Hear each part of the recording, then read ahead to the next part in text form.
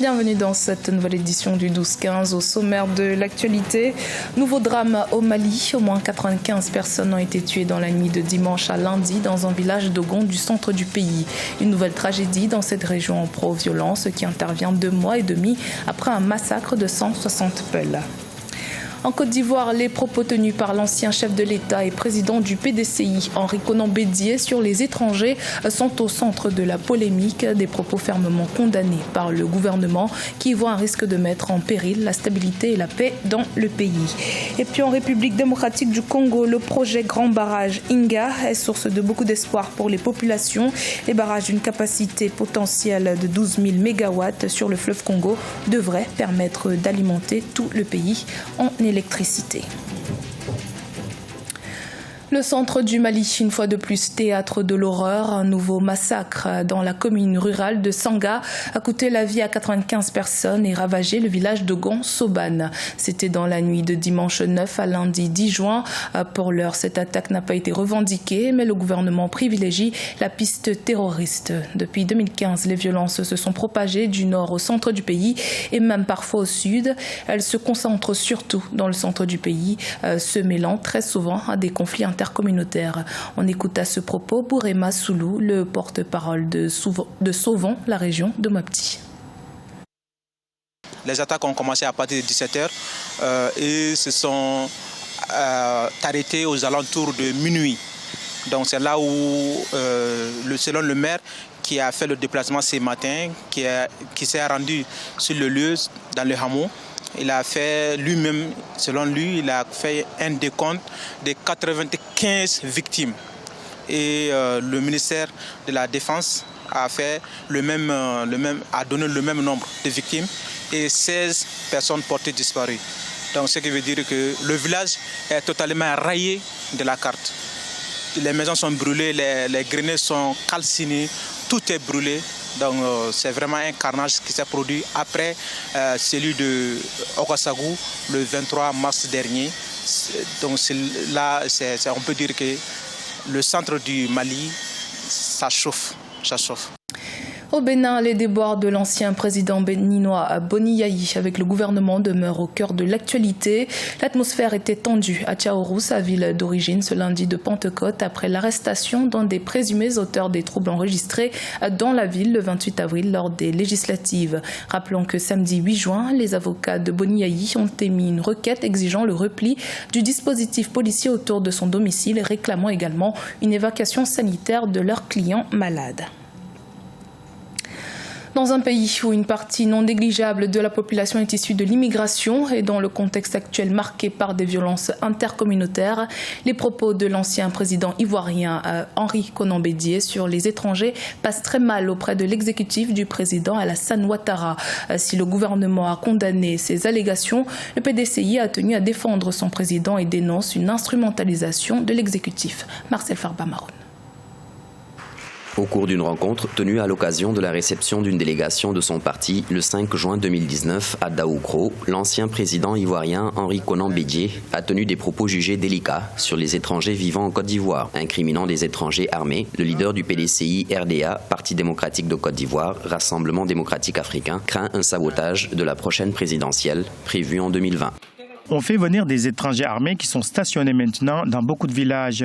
Il faut simplement que nous soyons conscients, car le moment venu, nous agirons pour empêcher ce hold-up sur la Côte d'Ivoire sous le couvert de l'orpaillage.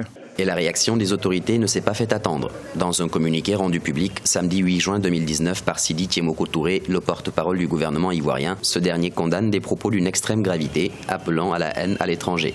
Le gouvernement est dans son rôle d'interpeller qui que ce soit pour que la cohésion sociale, la réconciliation nationale ou la paix relative de la Côte d'Ivoire soit une réalité du vivre ensemble. Sans discussion nationale dirigée par le gouvernement ivoirien, les ignorants étant les plus nombreux, c'est ceux-là qu'on peut manipuler et c'est ceux-là qui se tuent entre eux. Depuis 30 ans, toutes les crises qui sont arrivées, toutes les crises majeures, combien de leaders politiques, combien d'hommes politiques ont été pris à partie? Jamais. À quelques mois du scrutin présidentiel de 2020, le climat politique est tendu en Côte d'Ivoire, notamment entre le camp du président Alassane Ouattara et ses ex-alliés du PDCI, dirigé par Henri Konan Bédié, qui a rejoint l'opposition depuis son retrait du Rassemblement des Oufouettistes pour la démocratie et la paix. En République démocratique du Congo, près de 80% de la population n'a pas accès à l'électricité. Pour y remédier, le président Félix-Antoine Tshisekedi a annoncé la construction de 5 barrages sur le fleuve Congo. Le projet dénommé Grand Inga, d'une puissance équivalente à 24 centrales nucléaires, pourrait satisfaire 40% des besoins énergétiques du continent africain et alimenter tout le pays. Les précisions de Nelly Ebessa.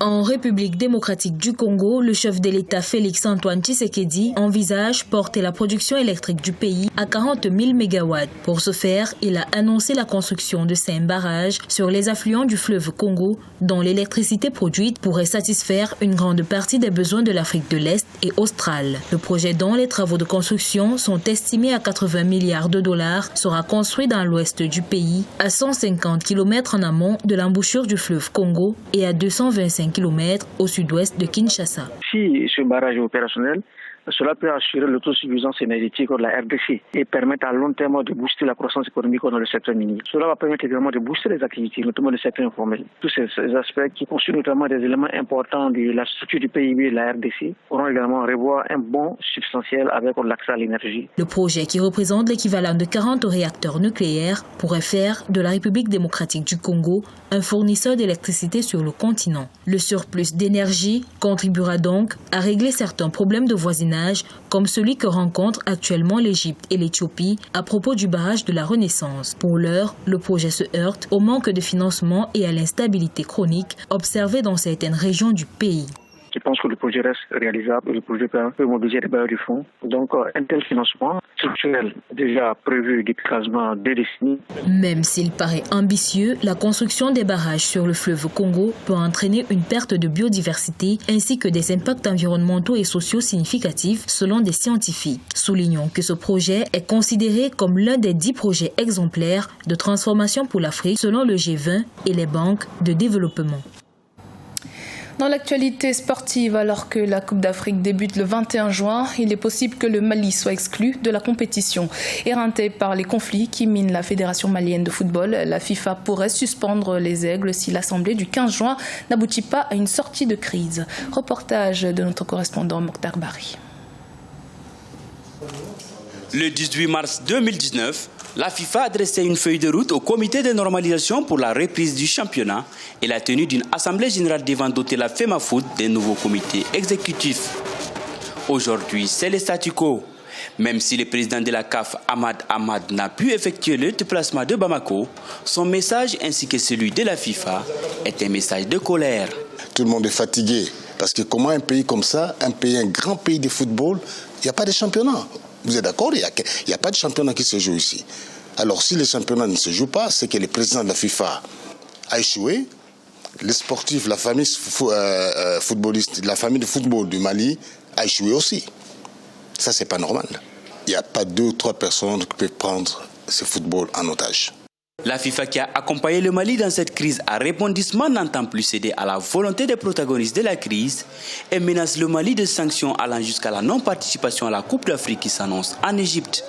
Si certaines personnes essaient de saboter cette assemblée générale, FIFA prendra ses responsabilités, aller même à suspendre la Fédération malienne de football, suspendre pour le match de la compétition FIFA, et les mêmes la suspendre pour la CAN qui va se jouer, qui commence le 21 juin. En attendant l'Assemblée générale du 15 juin, l'équipe nationale senior s'est envolée pour le Qatar, où elle livrera des matchs amicaux avant la Coupe d'Afrique en terre égyptienne.